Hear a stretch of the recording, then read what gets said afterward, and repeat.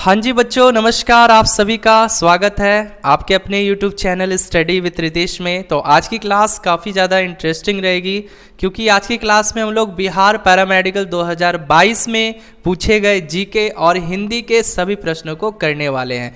तो क्या आप सभी रेडी हो? अगर आप सभी रेडी हो तो एक बार जल्दी से वीडियो के कमेंट सेक्शन में यस लिख दीजिए और उसके बाद जो है हम लोग क्लास को स्टार्ट करेंगे। और बच्चों, अगर आपको क्लासेस का PDF चाहिए, अगर आपको डेली क्लासेस PDF चाहिए, सर अगर आपको डेली क्लासेस PDF चाहिए तो आप लोग हमारे Telegram channel study with Ritesh से जुड़ जाइए जितनी जल्दी हो सके। जी हाँ दोस्तों, अगर डेली क्लासेस PDF चाहिए तो आप लोग हमारे Telegram channel study with Ritesh से ज्वाइन हो जाइए। बहुत फ़ायदा मिलेगा आपको। क्लास से रिलेटेड जो है अपडेट्स, फॉर्म से रिलेटेड अपडेट्स, साथ ही साथ क्लासेस मटेरियल्स वगैरह सभी चीज़ें फ्री ऑफ कॉस्ट प्रोवाइड करवाया जाएगा। ठीक है, तो बिल्कुल फास्ट अगर डेली क्लासेस PDF चाहिए तो टेलीग्राम को इंस्टॉल करना है और वहाँ सर्च बॉक्स में जाना है study with Ritesh, Telegram channel से जुड़ जाना है। तो चलिए आज की क्लास को स्टार्ट करते हैं। देखिए पहला क्वेश्चन पूछा गया था, देखिए 2022 का रियल पेपर है। ठीक है, 2022 में पूछा गया था ना, सभी क्वेश्चंस को मैं लेके आया हूँ। देखिए सर, पहला क्वेश्चन है, यह अक्ष का अर्थ है। अक्ष का अर्थ क्या है? मित्र है, करण है, धन है या धुरी है? जल्दी से बताएंगे यहाँ पे सभी छात्र। जी हाँ, बिल्कुल फास्ट आंसर करेंगे। अक्ष का अर्थ क्या होता है? अक्ष का अर्थ होता है धुरी। क्या होता है सर? धुरी होता है। जैसे बोलते हैं ना, पृथ्वी जो है अपने अक्ष पर किस दिशा से किस दिशा की तरफ घूमती है, तो आप लोग बोलोगे ना सर पृथ्वी अपने अक्ष पर पश्चिम से पूरब दिशा की तरफ घूमती है। अक्ष का मतलब ही होता है धुरी, यानी ऑप्शन नंबर डी जो है करेक्ट आंसर हो जाएगा। जी हाँ, option number D correct answer हो जाएगा प्यारे बच्चों। अगला प्रश्न आ चुका है, आपको बताना है कौन सी शब्द और विपरीतार्थक शब्द की जोड़ी नहीं है, यानी कौन जो है मैच नहीं खा रहा है, आपको बताना है। गरन का विपरीतार्थक शब्द सुधा होगा, उम्र का सौम्य होगा, उत्कर्ष का विनीत होगा या अंत का आदि होगा? जल्दी से ये सही है, गरन का सुधा है। देखो इसको मैं पहले इरेज कर देता हूँ, इसको पहले मैं इरेज कर देता हूँ। यहाँ पे आपको बताना है कौन सा पेयर सही नहीं है। ठीक है, बेसिकली यही बताना है। तो देखो यहाँ पे ध्यान से समझो, गरन का सुधा होता है, ये सही है। ठीक है, ये सही है। उम्र का सौम्य होता है, ये भी सही है। अंत का आदि होता है, यह भी सही है। लेकिन उत्कर्ष का विनीत नहीं होता, ये जो है ये शब्द की जोड़ी सही नहीं है। ये शब्द की जोड़ी जो है सर सही नहीं है। यहाँ पे शब्द की जोड़ी सही नहीं है कर देना, सही छूट गया होगा शायद। ठीक है, तो शब्द की जोड़ी सही नहीं है। तो उत्कर्ष जो है इसका विनीत नहीं होता है सर। उत्कर्ष का क्या होता है? उत्कर्ष का हम आपको बता दें, उत्कर्ष का जो है क्या होता है? निष्कर्ष होता है। क्या होता है? निष्कर्ष होता है। क्या होता है? निष्कर्ष। ठीक है, उत्कर्ष का क्या होता है? निष्कर्ष होता है। ठीक है, और इसको उन्नति भी कहते हैं। उन्नति का क्या हो जाएगा? उन्नति हो जाएगा। उन्नति का क्या हो जाएगा? अवनति, याद रखना है। उत्कर्ष का क्या होता है? निष्कर्ष हो जाएगा। उन्नति का क्या हो जाएगा? अवनति हो जाएगा। ठीक है, एक ही चीज़ है, एक ही चीज़ है सर ये। ठीक है, तो गरन का सुधा सही दिया था, उम्र का सौम्य जो है सही दिया था, लेकिन उत्कर्ष का विनीत नहीं होता है, उत्कर्ष का निष्कर्ष होता है। और उत्कर्ष का ये अर्थ होता है मतलब उन्नति टाइप का, तो उन्नति का क्या हो जाएगा? अवनति हो जाएगा। ठीक है, तो ऑप्शन नंबर सी जो है आपके इस प्रश्न का राइट आंसर हो जाएगा। ठीक है सर, ओके। चलिए बढ़ेंगे अगले प्रश्न की तरफ। सर अगला प्रश्न है, आसन डोलना, इसका अर्थ क्या होता है? लज्जित होना होता है, विचलित होना होता है, नौकरी चले जाना होता है या भूचाल आना होता है? जल्दी से बताएंगे यहाँ पे सभी छात्र, बिल्कुल फास्ट। आसन डोलना, इस मुहावरे का अर्थ क्या होता है सर? इसका अर्थ होता है मन का विचलित होना। क्या होता है? मन का विचलित होना। ठीक है, तो ऑप्शन नंबर जो है बी आपके इस प्रश्न का करेक्ट आंसर हो जाएगा। ऑप्शन नंबर बी जो है सर करेक्ट आंसर हो जाएगा आपके इस प्रश्न का। चलिए इसके बाद जो है अगला प्रश्न है, प्रेमचंद्र की किस रचना में दो ग्रामीणों की मित्रता का वर्णन है? बताना है आपको कौन सी वो कहानी है। प्रेमचंद्र की किस रचना में, यानी प्रेमचंद्र जी का वो कौन सा रचना है जिसमें दो ग्रामीण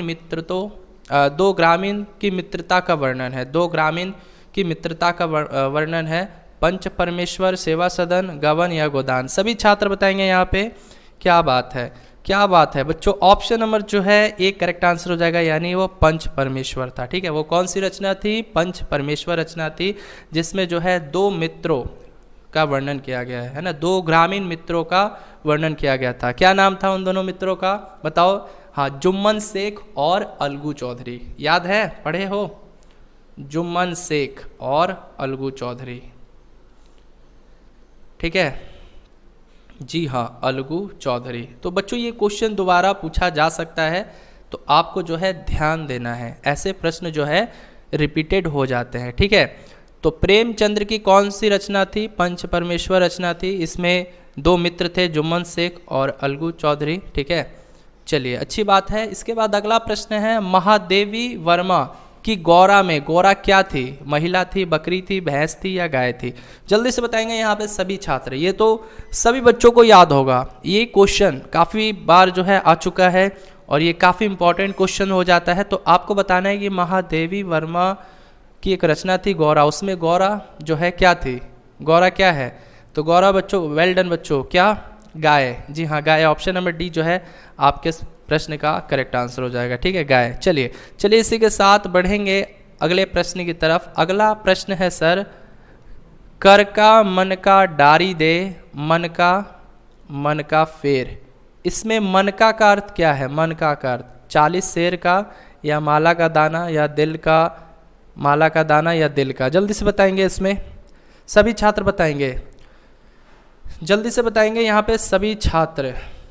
देखो ऐसे क्वेश्चंस पूछ लिए जाते हैं, ठीक है। एक क्वेश्चन और पूछा था, कनक कनक ते 100 गुनी मादकता अधिकाय, है ना। तो इसमें जो है पूछा था, इसमें कनक का अर्थ क्या था? मतलब ऐसे पंक्ति दे देगा आपको और बोलेगा कि इस पंक्ति में इसका अर्थ क्या होता है, ठीक है। तो जल्दी से बताएंगे यहाँ पे सभी छात्र, बिल्कुल फास्ट बताएंगे। जी हाँ, बिल्कुल फास्ट। तो वेल डन बच्चों, यदि आप लोग जवाब दे रहे हो माला, तो मन का अर्थ क्या था? मलका का अर्थ माला, मतलब माला का दाना बोल सकते हो, ठीक है, माला, ठीक है। चलिए, बहुत अच्छी बात है। अच्छा बच्चों, ये उपरोक्त पंक्तियों में कौन सा अलंकार है, बता सकते हो?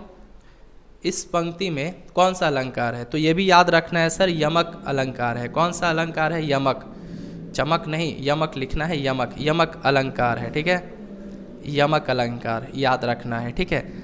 हाँ, चलिए, बहुत अच्छी बात है। अब अगले प्रश्न की तरफ सर। अगला प्रश्न है, रवि के सम्मुख थिरक रही है नम में वारिद माला। रवि के सम्मुख थिरक रही है नम में वारिद माला। इसमें वारिद का अर्थ क्या है? वारिद का अर्थ किरण था, तारे, बादल या पंछी? जल्दी से बताओ, किरण, तारे, बादल या पंछी? जल्दी से सभी छात्र बताएंगे यहाँ पे। रवि के सम्मुख थिरक रही है नम में वारिद माला। इसमें वारिद का अर्थ क्या था बच्चों? बादल था। वेल डन बच्चों, बादल। हाँ जी, ऑप्शन नंबर सी जो है आपके इस प्रश्न का करेक्ट आंसर हो जाएगा, ठीक है सर। चलिए, इसके बाद जो है अगला प्रश्न है, खूब लड़ी मर्दानी। इस पंक्ति, ये जो पंक्ति है ये किसकी रचना से है? खूब लड़ी मर्दानी, ये जो पंक्ति जो है ये किसकी रचना से है? सुमित्रा नंदन पंत से, दिनकर से, महादेवी वर्मा से, सुभद्रा कुमारी चौहान से? वेल डन बच्चों, जल्दी से बताओ यहाँ पे। तो ये पंक्ति मशहूर कवित्री सुभद्रा कुमारी चौहान की है, ठीक है। हाँ, तो ये पंक्ति जो है मशहूर कवित्री सुभद्रा कुमारी चौहान की है, यानी ऑप्शन नंबर डी जो है करेक्ट आंसर हो जाएगा, ठीक है सर। ऑप्शन नंबर डी जो है करेक्ट आंसर हो जाएगा। चलिए, इसके बाद जो है अगला प्रश्न आ चुका है आपकी स्क्रीन पे। कारक के कितने प्रकार होते हैं? 8 होते हैं, 4 होते हैं, 6 होते हैं या 3 होते हैं? ये तो बच्चे बच्चे जानते हैं सर, पढ़े हो ना। कर्ता ने कर्म को करण से, है ना, पढ़े हो ना। कर्ता ने कर्म को करण से, संप्रदान को के लिए अपादान से, है ना, संबंध का के की अधिकरण में। चलिए, सभी बच्चों का करेक्ट आंसर आ रहा है। हाँ जी, संबोधन हे अरे, है ना। चलिए चलिए, सब मैं लिख के बताऊंगा आपको। कारक के जितने भी प्रकार हैं 8 प्रकार हैं, तो कारक और उनकी विभक्तियाँ चिन्ह, ठीक है, ये सब मैं आपको बताऊंगा। चलिए, तो वेल डन बच्चों। कर्ता, यहाँ पे कारक के कितने प्रकार होते हैं? 8 प्रकार होते हैं। ऑप्शन नंबर जो है सर बच्चे ए बता रहे हैं। जी हाँ, ए करेक्ट आंसर हो जाएगा, ए करेक्ट आंसर हो जाएगा आपके इस प्रश्न का, ठीक है। जैसे आप लोग जानते हो, कर्ता ने, है ना, कर्म को करण से या के द्वारा होता है ना। और फिर इसके बाद जो है संप्रदान को या के लिए, ठीक है। और फिर आपादान से अलग होना, मतलब अलग होने के सेंस में आता है ये, अलग होना, ठीक है, अलग होना। और फिर इसके बाद क्या आ जाएगा? संबंध का के की, का के की, फिर इसके बाद अधिकरण, अधिकरण अधिकरण क्या होता है, अधिकरण में होता है, में पर, अधिकरण में पर, ठीक है। और इसके बाद जो है संबोधन, संबोधन हे अरे, ठीक है सर, संबोधन का क्या होता है, हे अरे हे या अरे। देखिए थोड़ा सा यहाँ पे मैं ऊपर कर देता हूँ ताकि आपको दिखे, ठीक है। 1 मिनट बच्चों, इसको थोड़ा सा मैं इस तरह कर देता हूँ। चलिए आपको दिख रहा होगा, कर्ता ने, देखो यहाँ पे देख लो फिर से, कर्ता ने, है ना, कर्म को करण से या के द्वारा, संप्रदान को के लिए, आपादान से अलग होने के सेंस में, संबंध का के की, अधिकरण में पर, संबोधन हे अरे, ठीक है। तो चलिए इतना लिख लिए हो, एक बार जल्दी से मुझे बता दो, लिख लिए, इतना लिख लिए ना, चलिए अच्छी बात है बच्चों। इसके बाद जो है अगला प्रश्न है, यहाँ पे आपको स्क्रीन पे शो हो रहा होगा, बताना है कौन सा शब्द अशुद्ध है, अशुद्ध बताना है। संप्रदाय है, रचनाकार है, उपलब्धि है, सार्वकालिक है जल्दी से बताएंगे यहाँ पे। तो देखो बच्चों, संप्रदाय सही है, रचनाकार भी सही है, उपलब्धि भी सही है, लेकिन ऑप्शन नंबर डी जो है ये करेक्ट आंसर हो जाएगा, ये अशुद्ध है। तो इसका शुद्ध क्या होगा, तो ये होता है सर्वकालिक होता है, ना कि सार्वकालिक, सर्वकालिक होता है ना बच्चों, सर्वकालिक होता है इसका शुद्ध। तो option number D correct answer हो जाएगा, ठीक है। चलिए सभी को समझ में आ रहा है, तो एक बार जल्दी से वीडियो के कमेंट सेक्शन में यस लिख देंगे ताकि मैं कंफर्म हो सकूं और उसके बाद जो है अगले क्वेश्चंस की तरफ मैं बढ़ सकूं। जी हाँ, बिल्कुल फास्ट आंसर करेंगे, सभी छात्र आंसर करेंगे, समझ में आ रहा है ना। चलिए अच्छी बात है। इसके बाद जो है यहाँ पर आ चुके हैं हम अगले प्रश्न की तरफ। सर अगला प्रश्न है मनमाना, मनमाना किस समास का उदाहरण है, अवयवी भाव समास का, द्विगु समास का, तत्पुरुष समास का या कर्मधारय का। जल्दी से बताएंगे यहाँ पे। जी हाँ सभी बच्चे बताएंगे यहाँ पे ये किस समास का उदाहरण है। तो वेल डन बच्चों, ये है तत्पुरुष समास का उदाहरण है ना, ये करण तत्पुरुष समास का उदाहरण है, यानी ऑप्शन नंबर सी जो है करेक्ट आंसर हो जाएगा। अच्छा, इसका समास विग्रह करोगे तो क्या निकल कर आएगा बताओ तो। इसका यदि हम समास विग्रह करेंगे तो क्या हो जाएगा, मनमाना यानी मन से माना हुआ, मनमाना यानी मन से माना हुआ, मन से माना हुआ, ठीक है। तो कौन सा समास हो जाएगा, समास तो आप लोग पढ़े हो, इस चैनल पे आपको समास का एक लेक्चर भी प्रोवाइड करवाया गया था, बिल्कुल ट्रिक के माध्यम से, ठीक है। चलिए इसके बाद जो है अगले प्रश्न की तरफ आते हैं। सर अगला प्रश्न है कौन सा शब्द स्त्रीलिंग का उदाहरण है, कौन सा शब्द है जो स्त्रीलिंग का उदाहरण है, घर, सहायता, मकान या रंग। जल्दी से बताएंगे यहाँ पे, सभी छात्र बताएंगे कौन सा शब्द जो है स्त्रीलिंग का उदाहरण है। जी हाँ, बिल्कुल फास्ट बताना है, मैं सभी के कमेंट्स देख रहा हूँ। कौन सा शब्द जो है स्त्रीलिंग का उदाहरण है। वेल डन बच्चों, यदि आप लोग बता रहे हो ऑप्शन नंबर बी यानी सहायता, देन आपका आंसर सही है। जी हाँ सहायता करेक्ट आंसर हो जाएगा। जैसे बोलते हो ना, उसकी सहायता की जा रही है, जैसे बोलते हो ना एग्जाम्पल में, उदाहरण में, उसकी सहायता की जा रही है, ठीक है, उसकी सहायता की जा रही है, ठीक है। तो सहायता यहाँ पे क्या है, स्त्रीलिंग शब्द है। चलिए इसके बाद जो है इस शब्द का प्रयोग सदा एक वचन में होता है। किसका प्रयोग जो है सदा एक वचन में होगा, प्रत्येक का, गधा का, पाठक का या वधु का। जल्दी से बताएंगे यहाँ पे, मैं सभी बच्चों के कमेंट पढ़ रहा हूँ। जी हाँ, किस शब्द का प्रयोग जो है हम लोग सदा एक वचन में करेंगे। जी हाँ, क्या बात है बच्चे बता रहे हैं सर ऑप्शन नंबर ए यानी प्रत्येक। जी हाँ, ऑप्शन नंबर ए जो है करेक्ट आंसर हो जाएगा, ये आपके इस प्रश्न का करेक्ट आंसर हो। चलिए बच्चों, इसके बाद अगला प्रश्न है, यहाँ पे ध्यान देना है, दूसरा इसका उदाहरण है, यानी ये किस विशेषण का उदाहरण है, सार्वनामक विशेषण, गणनावाचक विशेषण, गुणवाचक विशेषण या क्रमवाचक विशेषण। जल्दी से बताएंगे यहाँ पे सभी छात्र, बिल्कुल फास्ट बताएंगे। तो वेल डन बच्चों, यदि आप लोग जवाब दे रहे हो ऑप्शन नंबर डी यानी क्रमवाचक विशेषण, देन आपका आंसर सही है। अच्छा, ये क्रमवाचक विशेषण किसे कहते हैं, तो आपको हम बता दें, संज्ञा या सर्वनाम की निश्चित संख्या की गणना का बोध कराने वाले शब्दों को क्या कहते हैं हम लोग, क्रमवाचक विशेषण कहते हैं। अब इसमें जैसे पहला, दूसरा, तीसरा, चौथा, ये सभी के सभी क्या है, ये सभी के सभी क्रमवाचक विशेषण के उदाहरण हो जाएंगे। तो ऑप्शन नंबर डी जो है करेक्ट आंसर हो जाएगा। ठीक, चलिए इसके बाद जो है कौन सा कपड़ा का पर्यायवाची नहीं है, वाशव, वशन, अंबर या पट? जल्दी से बताएंगे, जल्दी से बताएंगे। यहाँ पे क्या होगा आंसर, क्या होगा बच्चों? जी हाँ, तो वेल डन बच्चों, यदि आप लोग जवाब दे रहे हो ऑप्शन नंबर ए, देन आपका आंसर सी है। तो कपड़ा का ये वाशव पर्यायवाची नहीं होगा। ठीक है, वाशव जो है ये कपड़ा का पर्यायवाची नहीं होता है। ठीक है, तो कपड़ा का पर्यायवाची क्या क्या हो जाएगा? जैसे आपका देखो कपड़ा का, यहाँ पे लिख लो कपड़ा का पर्यायवाची, कपड़ा का पर्यायवाची जो है क्या क्या हो जाएगा? जैसे आप लोग बोल सकते हो सर अंबर हो जाएगा, पट हो जाएगा, ठीक है, वशन हो जाएगा, लिबास हो जाएगा। ठीक है, हाँ, तो ये सभी के सभी क्या हो जाएंगे? कपड़े के पर्यायवाची हो जाएंगे। ठीक है, तो चलिए अब हम लोग जो है हम लोगों ने टोटल 15 क्वेश्चंस कर लिया, यानी हिंदी के 15 क्वेश्चंस को हमने कर लिया। अब हम लोग जीके के क्वेश्चनों को करेंगे। ठीक है, तो चलिए यहाँ पे ध्यान दीजिएगा, जीके का जो है यहाँ पर आ चुके हैं क्वेश्चन। तो जीके के क्वेश्चंस को भी आप लोग अच्छे तरीके से जो है पढ़िएगा, उसके बाद आंसर कीजिएगा। थोड़ा सा मैं यहाँ पे इसको ऐसे कर लेता हूँ। चलिए सर, प्रश्न है, ध्यान देना है आपको। गुरुमुखी लिपि का आविष्कार किस गुरु ने किया था? गुरु रामदास ने, गुरु अंगद ने, गुरु अमरदास ने या गुरु नानक ने? जल्दी से बताएंगे यहाँ पे सभी छात्र बताएंगे गुरुमुखी लिपि का आविष्कार किस गुरु ने किया था। तो वेल डन बच्चों, यदि आप लोग जवाब दे रहे हो ऑप्शन नंबर बी यानी गुरु अंगद, देन आपका आंसर सही है।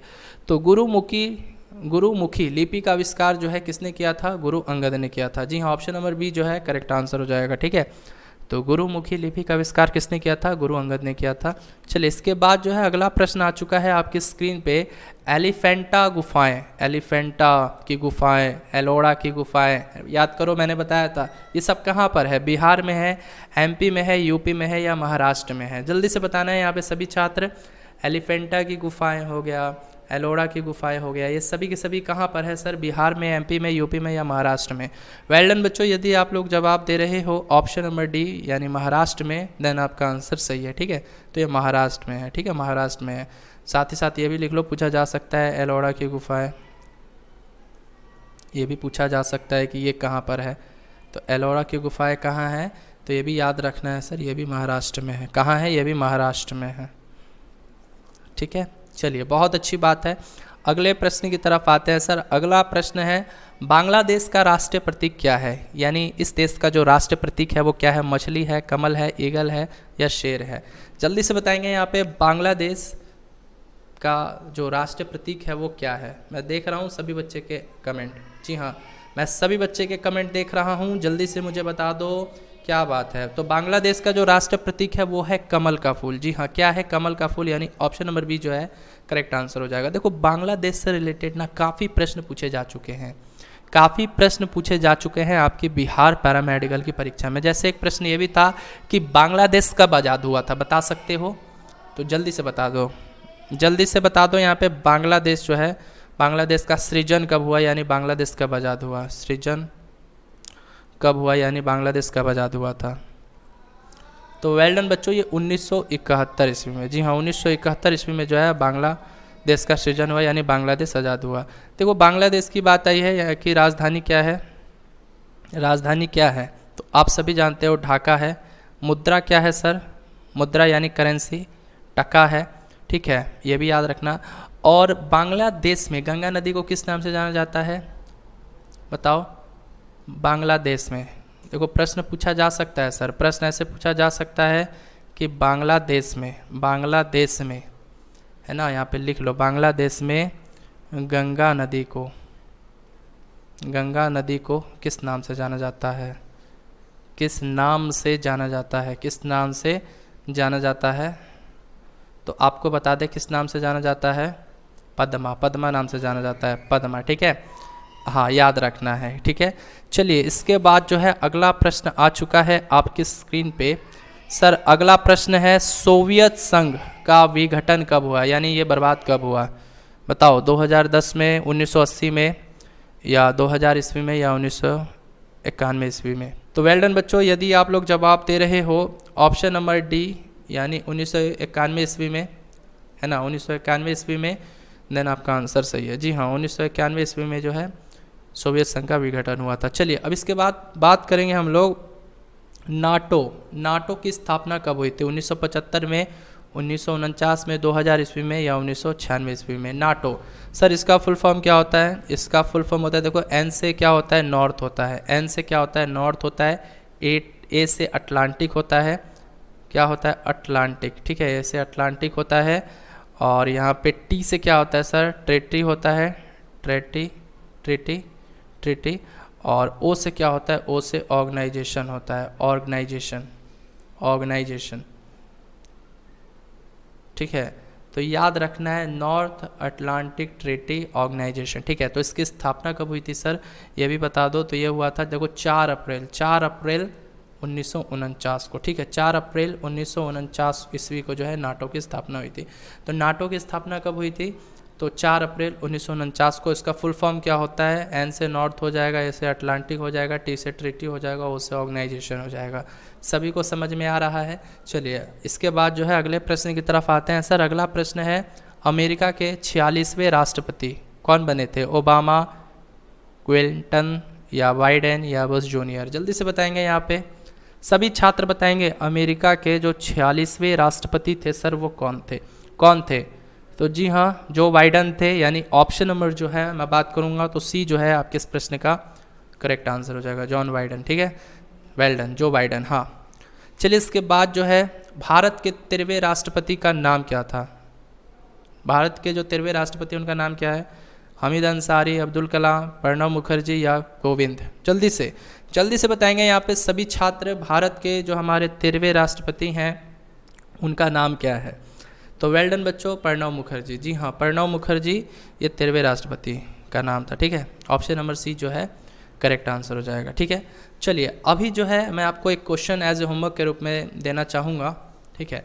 अभी वर्तमान समय में हमारे देश के राष्ट्रपति कौन है, ठीक है, और उनका रैंकवा क्या है?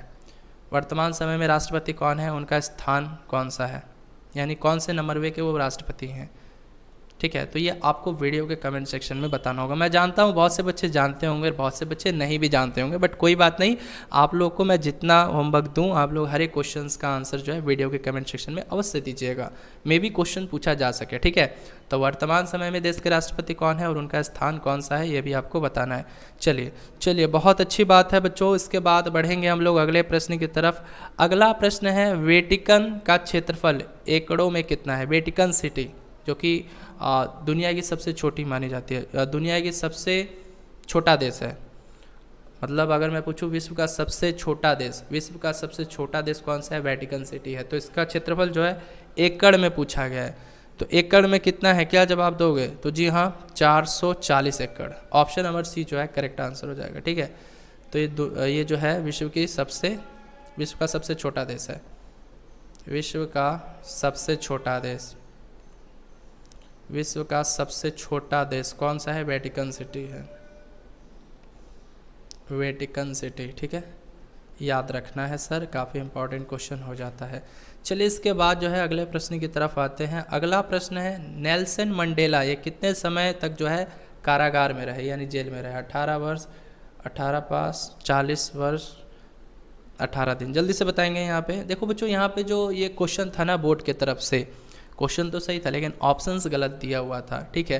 तो एग्जैक्ट हम बात करें तो नेल्सन मंडेला जी जो थे ये अफ्रीका के राष्ट्रपति थे, अफ्रीका देश के राष्ट्रपति थे, अफ्रीका के राष्ट्रपति, ठीक है।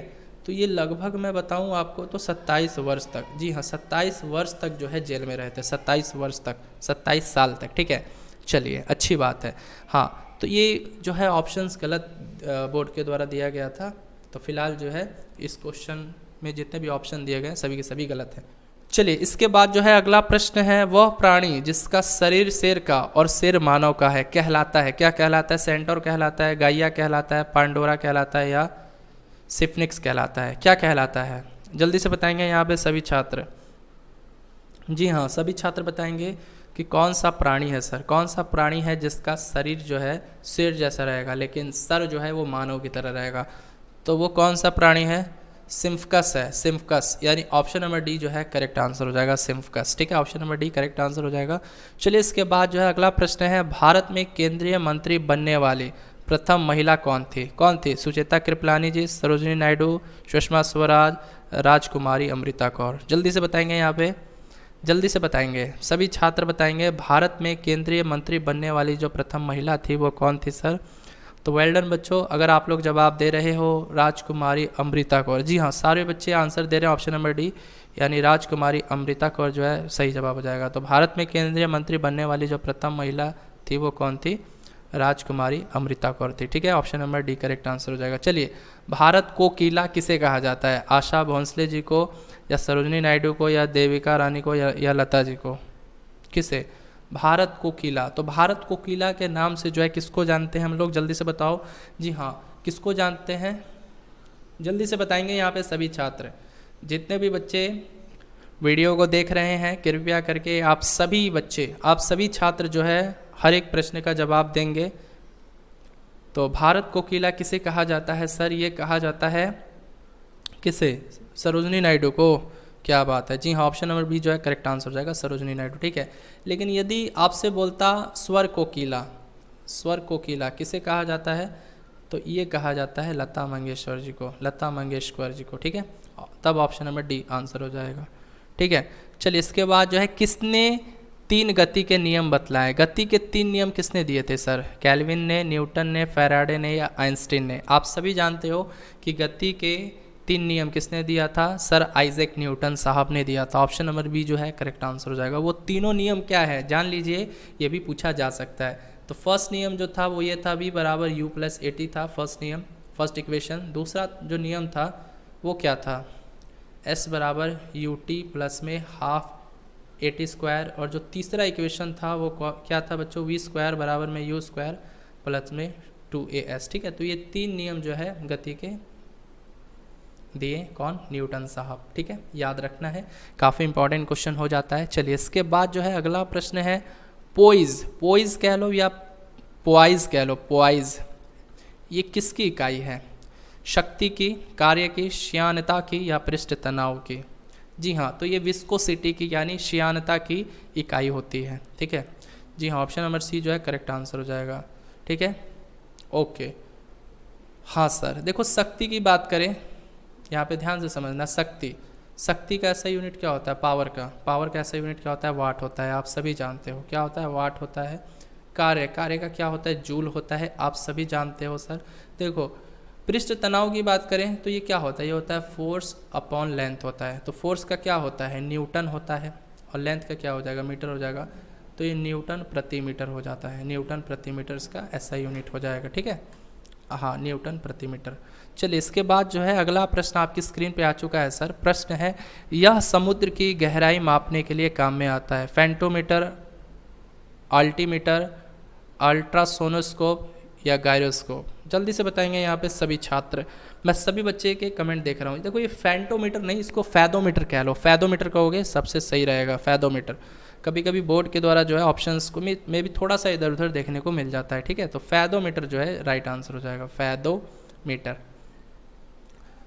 है ना सर। तो अगर समुद्र की गहराई को मापना हो, मेजर करना हो, तो हम लोग किस यंत्र का यूज करते हैं? फैदोमीटर यंत्र का यूज करते हैं हम लोग। ठीक है, तो ऑप्शन नंबर जो है ए आपके इस प्रश्न का करेक्ट आंसर हो जाएगा। ठीक है, option number A correct answer हो जाएगा। चलिए इसके बाद जो है अगला प्रश्न है, यह आकार में दूसरा सबसे बड़ा ग्रह है? तो आकार में यानी शेप में, जी हाँ, बताना है साइज में। साइज में दूसरा सबसे बड़ा ग्रह कौन सा है सौरमंडल का? अरुण है, बृहस्पति है, मंगल है, शनि है? सभी छात्र बताएंगे यहाँ पे। आकार में दूसरा सबसे बड़ा ग्रह, तो आकार में जो सबसे दूसरा बड़ा ग्रह है वो है शनि है, यानी ऑप्शन नंबर जो है डी आपके इस प्रश्न का करेक्ट आंसर हो जाएगा। और यदि मैं आपसे पूछूं कि आकार में सबसे बड़ा ग्रह, आकार में सौरमंडल का सबसे बड़ा ग्रह बताओ। आकार में सौरमंडल का, आकार में सौरमंडल का सबसे बड़ा ग्रह कौन सा हो जाएगा? सबसे बड़ा ग्रह कौन सा हो जाएगा? तो ये कौन सा हो जाएगा बताओ? आकार में सौरमंडल का सबसे बड़ा ग्रह, तो ये हमारा बृहस्पति हो जाएगा। फर्स्ट नंबर पे बृहस्पति है। ठीक है, और सेकंड नंबर पे है कौन सा? शनि, सैटर्न। बृहस्पति को जुपिटर कहते हैं, ठीक है, इंग्लिश में जुपिटर कहते हैं। चलिए इसके बाद जो है अगला प्रश्न है, आर के लक्ष्मण थे, क्या थे? ये कार्टूनकार थे, उपन्यासकार थे, चलचित्र अभिनेता थे या गायक थे? जल्दी से बताएंगे यहाँ पे। आर के लक्ष्मण कौन थे? तो बच्चों ये कार्टूनकार थे, यानी ऑप्शन नंबर ए जो है करेक्ट आंसर हो जाएगा, ठीक है, option number A correct answer हो जाएगा, याद रखना है। चलिए इसके बाद जो है अगला प्रश्न है, देखिए करंट अफेयर से भी क्वेश्चन पूछा गया था कि रघुराम राजन थे, क्या थे?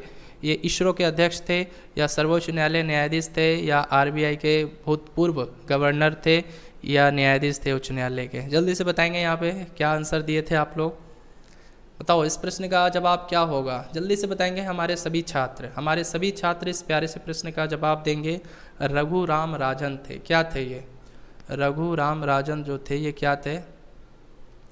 तो वेल डन बच्चों, यदि आप लोग जवाब दे रहे हो ऑप्शन नंबर सी, यानी ये आरबीआई के गवर्नर थे, देन आपका आंसर सही है, option number C correct answer हो जाएगा, ठीक है। चलिए देखिए सर्वोच्च न्यायालय की बात आई है तो एक क्वेश्चन यह भी पूछा जा चुका है कि सर्वोच्च न्यायालय ने अपना काम कब आरंभ किया था, बता दो। वैसे तो मैं बहुत बार बता चुका हूँ बट आप फिर भी बता दो, सर्वोच्च न्यायालय ने अपना काम कब आरंभ किया था?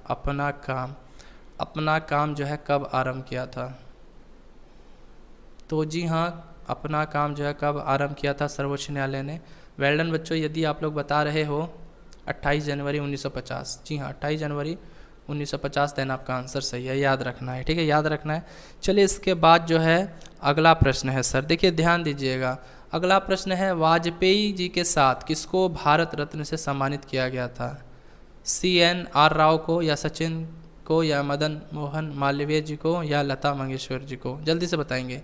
तो वाजपेयी के साथ जो है भारत रत्न जो दिया गया था वो किसे दिया गया था सर? ये मदन मोहन मालवीय जी को दिया गया था, ऑप्शन नंबर सी जो है करेक्ट आंसर हो जाएगा। देखिए भारत रत्न की बात आई है तो सबसे पहले जो है भारत रत्न 3 व्यक्तियों को दिया गया था, आप सभी जानते हो, सर सीवी रमन को, सी राजा गोपालाचारी को और उसके बाद राधा कृष्णन जी को, ठीक है, सर सीवी रमन जी को, सी राजा गोपालाचारी को और डॉक्टर सर्वपल्ली राधाकृष्णन जी को, 3 लोगों को दिया गया था। और भारत रत्न की शुरुआत कब हुई थी? भारत रत्न की शुरुआत जो हुई थी ये कब हुई थी? 1954 ईस्वी में हुई थी, याद रखना है, 1954 ईस्वी में हुई थी दोस्तों, काफ़ी इंपॉर्टेंट क्वेश्चन हो जाता है, ठीक है। तो चलिए अब आज की क्लास का ये लास्ट क्वेश्चन रहेगा। देखिए इसके बाद मैथमेटिक्स का भी क्वेश्चन है, तो ये क्वेश्चन आप लोग को ऑलरेडी करवाया जा चुका है। तो अब जो है एक वीडियो आएगा साइंस का, यानी अब मैं साइंस और इंग्लिश के क्वेश्चनों को करवा दूंगा। उसके बाद 2022 में जितने भी क्वेश्चन पूछे गए थे वो सब आपका कंप्लीट हो जाएगा, क्योंकि मैथमेटिक्स का हो चुका है और आज मैंने जीके और हिंदी के क्वेश्चंस को करवा दिया। अब बचा क्या? इंग्लिश बच रहा है और साइंस बच रहा है, ठीक है। तो चलिए लास्ट प्रश्न है, जल्दी से बताना है, वास्को डी गामा जो है कालीकट कब पहुँचा था? तो ये तो मैं बहुत बार करवा चुका हूँ, 1498 होगा, 48 होगा, 1948 या 1248 या 1648। तो आप सभी जानते हो कि वास्को डी गामा जो है ये भारत के कालीकाट स्थान पर कब पहुंचा था? तो 1498 ईस्वी में पहुंचा था, ऑप्शन नंबर ए जो है करेक्ट आंसर हो जाएगा, ठीक है। तो चलिए माय डियर स्टूडेंट, अगर आज की क्लास अच्छी लगी हो तो इसको लाइक अवश्य दीजिएगा। मिलेंगे अगली क्लास में नई जोश नई उमंग के साथ, तब तक के लिए बाय बाय, गुड नाइट।